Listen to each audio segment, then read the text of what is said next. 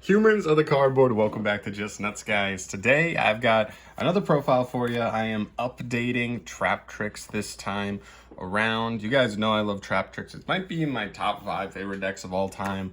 And Konami's just done a great job of getting new support between, obviously, Sarah being the biggest card of support they've ever gotten, as well as some of the other extra deck of monsters. They've gotten some new trap holes, and even some new main deck monsters as well. But also we've gotten some new generic cards that the deck can actually take pretty good advantage of, and we'll be exploring those a little bit here. Still working a little bit on perfecting the list on ratios and text and stuff like that, but I think for the most part this is a pretty solidified list for what we have available right now. So without further ado, let's just jump into this thing. Do not forget, leave me your thoughts down below in the comments section. I'd love to hear your guys' thoughts and opinions on this deck, because I just build these decks by myself. So any thoughts are appreciated. But yeah, let's just get into this thing with a little bit of TRAPTRIX. All right, so obviously for the TRAPTRIX monster lineup, you're keeping it kind of short and simple. Triple Merm, Triple Mantis, and Double Dionea. I'm not playing, what is her name, Vesiculo right now. I think she's fine. I think she's a decent extender. I just don't know, aside from very specific Mantis hands, when you would ever need her. So, yeah, I mean, maybe it should be an interesting card, like if we ever got like a really crazy deck, like trap-based deck, where all the traps float like hella hard in the graveyard, like you almost want them engraved more than on field. Then maybe she becomes like a pretty neat little extender. But until then, I think I'm okay with just running this. Dionea is just such a good follow-up. You get so much value off of this card on later turns. I really like it, and 8 is a pretty decent number as well. Yeah, and this, what's another cool thing is that this deck doesn't even always have to open a TRAPTRIX monster to like play. Like older variants, very pure variants, if you just didn't open a TRAPTRIX monster, you just lost on the spot. We don't want that to happen. So this deck is built a little bit differently. I'm also playing one Ecclesia. This is a little something different as well, I've seen from other lists out there. You don't have to play this. You can definitely sub this for something else, but it's something I'm trying out right now. I'm not even playing the Deer. I'm actually just playing the Punishment so that we can send Ash Dragon to search this and actually just have like a bigger follow-up play coming back into the next turn. But again, just something I'm trying out right now. For extenders, a couple of Parallel Exceeds as well. Just one of the better extenders. I'm not playing 3. I probably should be, to be honest. That's something you could easily drop the Ecclesia for, just to maximize your ability to like pump rank 4s out onto the field. But yeah. And then Triple Lord of the Heavenly Prison. This is one of the biggest generic buffs to the deck we've gotten in a long while. One of the biggest problems with TRAPTRIX has always been stuff like Lightning Storm, stuff like Harpies, Feather Duster, just completely losing you the duel on the spot. And so having access to this guy just gives us a 3-of that pretty much blanks those cards for the most part and gets us a follow-up and a gigantic body. This is a 3,000 body. That is so huge, especially for a deck that can struggle to amass game at any given point. So really cool card. Definitely need to take advantage of this in TRAPTRIX if you have not yet. That is like so staple now. And then this, the DPE package. Now, I don't know what's going to go on with the ban list. We're set to get the ban list very, very soon.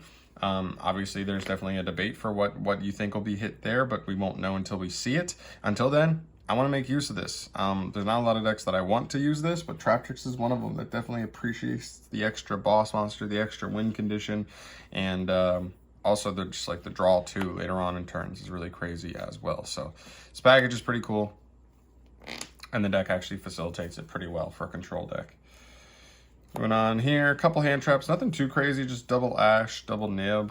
You don't really have, in my opinion, enough room to like really play more than, I don't know, 7, maybe 8 hand traps, at most maybe 9 if you're just playing like 3/3-ofs. But just based off some of the other stuff that I'm making room for, just 2 and 2 is fine here. And they're both hard ones to return, so you know, cutting them down to 2 and 2 makes it so you're not drawing doubles. And I like having Nib, that high impact hand trap, in the deck just in case. Really nice as well. Moving on to the only spell we play in the entire deck, just Triple Fusion Destiny. Thought about Monster Reborn, thought about Call by the Grave. It's more of a space thing than anything else, why I didn't end up playing them, and they're just 1-of, so they're not too impactful to the overall list. But yeah, this is so cool. This is just I mean, okay, I say it's so cool. It's not even cool anymore. It's already just like, yikes, why is this in every deck? But listen, you kind of need it. And especially if your deck can take advantage of it, you should, because, yeah, you know, if you can't beat them, join them. You know, that's what they say. And DPE is hard enough to beat, but sometimes you can just make your own DPE in the face of a DPE, and that actually can kind of cancel each other out, which is pretty cool. Moving into the traps, obviously Triple Shade Brigandine, just one of the amazing extenders in the deck. If you open this with either Parallel Exceed or any TRAPTRIX monster, like you obviously have like a pretty cool little combo that gets you a good amount of value. Gotta love that. Then for the trap holes, I'm on one Gravedigger and double Floodgate. Floodgate, obviously the higher ceiling trap, but Gravedigger specifically allows you to make like Rafflesia during certain combos earlier on to just make it so your opponent can't even try to nib you, to at least force out all your other monster stuff aside from DPE. But sometimes you'll literally make like Verte and they'll be able to nib you there, and that's like awful, like getting nibbed on Verte before you can activate to get the DPE out. So I like having access to these two, but Floodgate's really good, just making stuff untargetable. We've got Zeus, we've got other stuff that helps us clear that and then go for game. Triple Imperm, this is the other hand trap I'm playing. So technically we're on 7 hand traps altogether, but we do also have like some decent traps that aren't even the worst going second. We have stuff like Lord of the Heavenly Prison, which actually isn't the worst thing going second, as well as like Fusion Destiny, just playing into boards, right? If they don't have a negate for it, they actually could be in some trouble. So really good card. Double Dogmatica Punishment and double Transmigration Prophecy for some of our just like generically playable traps. I kind of like this. This is cool. So the punishment, that's why we're playing the Ecclesias, because like one, if you open the Ecclesia, like fine, you can just summon it and search out a punishment for an extra interruption. Or two, if you open the punishment, ideally, because we have 2 of this and only 1 of the Ecclesia, you could go punishment, send Titaniclad, as long as you don't need a second pop or need Wind Pegasus Engrave, then you could send the Ash Dragon and then search Ecclesia, or summon Ecclesia on the end phase, and then get an ad back off of I'll get an ad off of her and get the second punishment into rotation, so you have more interruption coming into the next turn, which can be really nice. So that's kind of what I'm messing around with here. Again, do not feel like you have to play that. Feel free to expand on some of your other ratios, like the Exceed, 3rd punishment if you just want to go that route, 3rd prophecy, or swap this for Ice Dragon's Prison. I don't have Ice Dragon's Prison right now, so I'm kind of playing this in its wake. The idea is just like an out that handles DPE opponents' DPEs really well. So this like shuffling back DPE and the Dasher or the Celestial Engrave is actually really nice to just guarantee we've got we clear them on the draw effect and the DPE from coming back. Same thing with Ice Dragon's Prison. So they kind of do the same thing for that situation, but I do think Ice Dragon's Prison comes up a little bit more in other situations, but Transmigration Prophecy is a good substitute, I would say. Ending is out here for the traps. Triple Solemn Strike. This is just so good to open with any of the more impactful traps, specifically like Punishment, and even sometimes Imperm. So you activate the Imperm to bait a negate, and then you strike the monster that's trying to negate it. Really, really powerful. Just one of the good traps going second. Not too shabby. And the last card is IO. Other than Fusion Destiny, we don't play any spells in the deck at all, so I think you need to take advantage of this card. This card is even nastier in this deck than like other decks, so why not if we can. So that's it for the main deck. 40 cards there. Kind of a lot going on, kind of a lot of little synergies, a lot of new cards, a lot of techs that kind of really work together well, and I think the deck's actually in a pretty good spot. Obviously, for the Link ones, we're on double Sarah and 1 Spider. You do not need 3 Sarah, absolutely not, unless you're playing like a full pure version that is much more grindy. Until that, just 2 is fine, and then Link Spider's important for 2 specific situations. The first one is if you're going to use Shade to get a monster on the field, and like maybe you get ashed on the Sarah to summon Sarah effect to summon from deck. From that situation, you can just take Sarah and the Shade, or take the Shade into a Link Spider, and then just take those 2 into Verte, and at least get a DPE while baiting an Ash, which is pretty good. As well as if you get nibbed, sometimes if you have like Parallel Exceed in hand or any extender, and you can turn this the nib token into Spider, that can be the difference between making a Verte and getting into DPE. So cool stuff there. Obviously, the Verte, you got to play it. I'd almost consider playing 2, just for grindy games where like you go Verte, gets negated, next turn, make another Verte. There. Then I play actually a larger rank 4 suite than most. Because I'm only playing like 2 punishment, I'm not focusing on that stuff too much. There's not really a lot of mandatory stuff we have to play. So I actually do have a little bit wider of a rank 4 package, just because with the Parallel Exceeds, with the Shade Brigandines, with what TRAPTRIX already do, you have the ability to get into these really easily. So you've got the Rafflesia, which is either going to be like the Floodgate, or it's going to be the Gravediggers. Particularly the Gravediggers comes up with this card more than anything. Redoer, just a generically phenomenal trap, especially when you play Shade in your deck, because with him with the trap, it's just so flexible, so good. Tornado Dragon, we don't really have any back removal in the whole extra deck, other than like, I guess technically Zeus / DPE. So, but this was a rank 4 option to like make, to get like back removal. Abyss Dweller, this is the like highest impact, like single rank 4 we can make, other than maybe Baguska, depending on the deck. Like I think some decks lose harder to Dweller, some decks lose harder to Baguska, but it's just kind of hard to pick one. Heartland Draco, this just facilitates Zeus better than any of the other ones we have here. I could have also gone for something like Silent Honor Arc, clears a monster, while also like getting that material back, and then clearing the monster gives us a good lane to attack, and then Zeus. But Heartland Draco is a little bit more consistent that way. And then also can win in time, and Gallant Granite.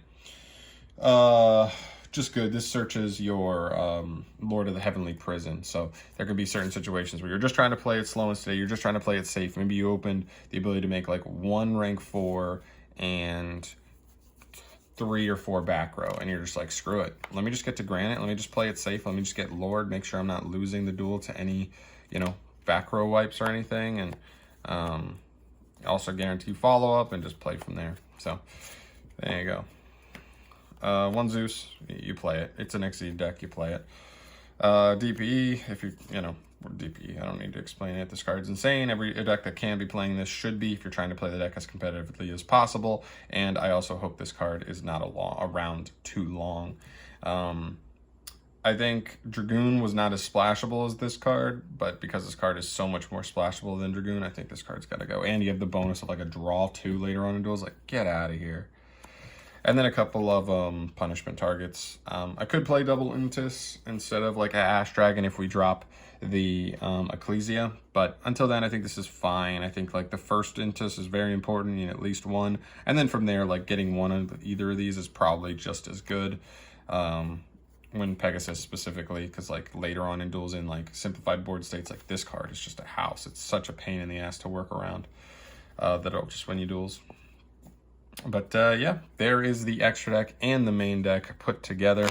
The deck is legit, seriously. Like, I'm not saying it's tier 1, I'm not saying it's top of the meta. I never am, but I do think it's better than people ever give it credit for. I feel like nobody ever respects this deck, but I think even more than ever, people would think like, oh, I'll just side in my evenly matches, side in my whatevers. But this deck just increasingly quicker and quicker finds ways to like combat its like biggest weaknesses over time. Lightning Storms, Harpy's Feather Dusters. Now this deck has Lord of the Heavenly Prison. You also have DPE, which dodges that stuff and at least guarantees that it comes back next turn. So your opponent has to like not only be able to play through your board, but then to be able to also set up something to deal with the DPE when it comes back. And the deck does it so consistently and easily. We play very little bricks. In fact, I think legit the only bricks in the entire deck, like the only cards that you're ever like mad about drawing, are literally just the DPE bricks. And other than that, like literally every card in the deck is good to draw. So we're not playing one of those decks where you got to play 4 or 5 bricks and you're drawing 1 per duel on average, and it's like consistently in your hand. Like, nope, you're usually just drawing 5 playable cards, and I think that has value in and of itself for somebody like me, where I'm just like, I want to be able to just play every duel. That's what I'm looking for, and this deck does a pretty good job of that, especially for a trap deck. So yeah, there you go. TRAPTRIX is one of my favorite decks. This is my most current build on it, trying to build it really competitive here. We'll see what happens to DPE. If Verte gets banned on the next ban list, I think DPE probably comes out of the deck. I don't know if it's worth playing that 3-2 ratio of amazing extender with like 2 horrible bricks. We'll see, but yeah, I mean, overall, I think the deck's in a good spot. We'll have to keep moving with it, and we'll probably update it a little bit down the line. But that's it for me today. Thank you so much for watching. As always, subscribe to the channel if you want to see more stuff from me down the line. And let me know your thoughts on the deck list as well. Be curious to see what you think. Peace.